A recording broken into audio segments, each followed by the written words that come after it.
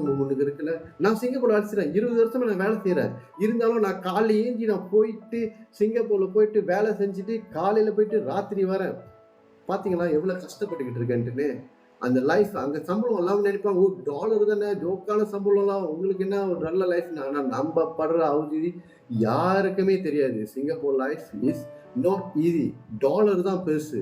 நம்ம இங்கேருந்து டிராவலிங் பண்றது வந்து போனவங்களுக்கு தான் தெரியும். என்ன மாதிரி நீ என்று கேளுங்க, எவ்வளவு கஷ்டப்பட்டு நான் காலையில ஏஞ்சி இங்கேருந்து அவதிப்பட்டு போயிட்டு அந்த சேமை தாண்டி ஹோட்டல்ல நம்ம வேலை செய்யற இடத்துல சேர்ந்து அந்த வேலையை முடிச்சு நான் அங்கேருந்து தரதரதுன்னு வந்து இப்படிதான் காலையில விடியாத மணிக்கு நம்ம போறோம், இங்க இருட்டாகி தான் வரோம். இப்படிதான் லைஃப் 20 வருஷமா எனக்கு போயிட்டு இருக்குது.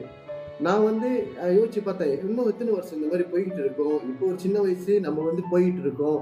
ஒரு சட்ட வயசு வந்துச்சுன்னா நம்மளால முடியுமா? இப்பயே பாருங்க இவ்வளவு ஜாமா இருக்குது.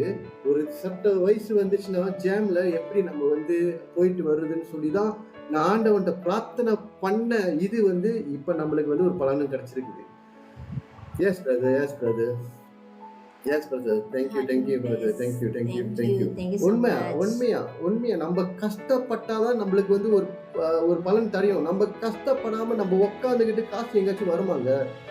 எங்கேயுமே வராதுங்க. நம்ம கஷ்டப்பட்டாதான். அப்படி நான் எப்படி 20 வருஷமா நான் கஷ்டப்பட்டாலும் எனக்கு சம்பளம் கிடைச்சாதான் நான் என் ஃபேமிலியை வந்து ஓட்ட முடியும்னு நான் போயிட்டு இருக்கேன். நான் எப்படி என் ஃபேமிலி என்னால நான் ஓட்ட முடியும்னு சொல்லிட்டு 20 வருஷமா எப்படி காலைல ஏஞ்சி ராத்திரி வந்துட்டு காலைல ஏஞ்சி இப்படி 20 வருஷமா போயிட்டு இருக்கேன். அதே மாதிரி தாங்க இந்த இது நான் கஷ்டப்பட்டாதான் எனக்கு வந்து பலனும் கிடைக்கும். பலனு கிடைச்சாலும் எனக்கு இட்ஸ் வெரி.